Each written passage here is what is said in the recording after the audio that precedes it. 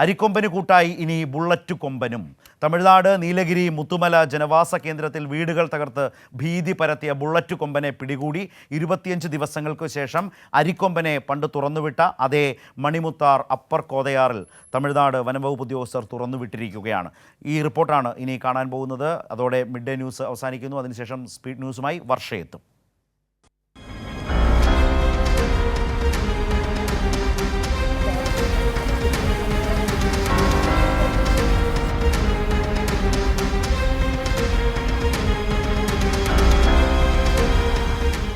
നമ്മുടെ അരിക്കൊമ്പനെ കടത്തിവെട്ടുന്നവനാണ് ഈ ബുള്ളറ്റ് കൊമ്പൻ.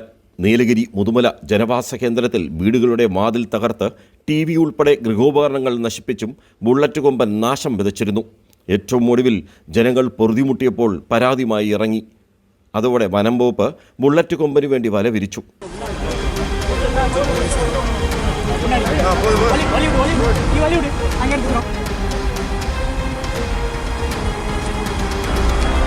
ராஜேஷ் கொஞ்சம் முன்னாடி வாங்க. Deepa sir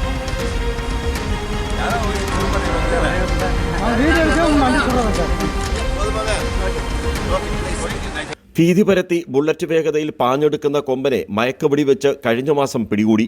Anamala tiger reserve വനത്തിലെ ആന ക്യാമ്പിലെത്തിച്ച് അവിടുത്തെ ആവാസ വ്യവസ്ഥയിൽ ലഭിക്കുന്ന വനവിഭവങ്ങൾ മാത്രം നൽകി മെരുക്കി എടുക്കുകയായിരുന്നു. Tamil Nadu Nilgiri forest field director Venkatesh, deputy director Bhargav Teja എന്നിവരുടെ നേതൃത്വത്തിലാണ് ആനമല ആന ക്യാമ്പിൽ നിന്ന് ബുള്ളറ്റ് കൊമ്പനെ 25 ദിവസങ്ങൾക്ക് ശേഷം മയക്കുവെടി വെച്ച് ലോറിയിൽ കയറ്റി Manimuthar upper Kothayar tiger reserve വനത്തിൽ തുറന്നുവിട്ടത്.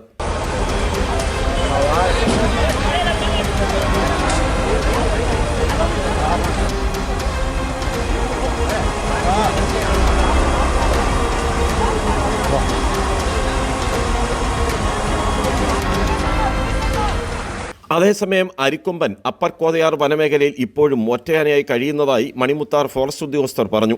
ഇനി അരിക്കൊമ്പന് കൂട്ടായി ബുള്ളറ്റ് കൊമ്പനും ഉണ്ടാകും. രാജ്കുമാർ, കൈരളി ന്യൂസ്, കൊല്ലം.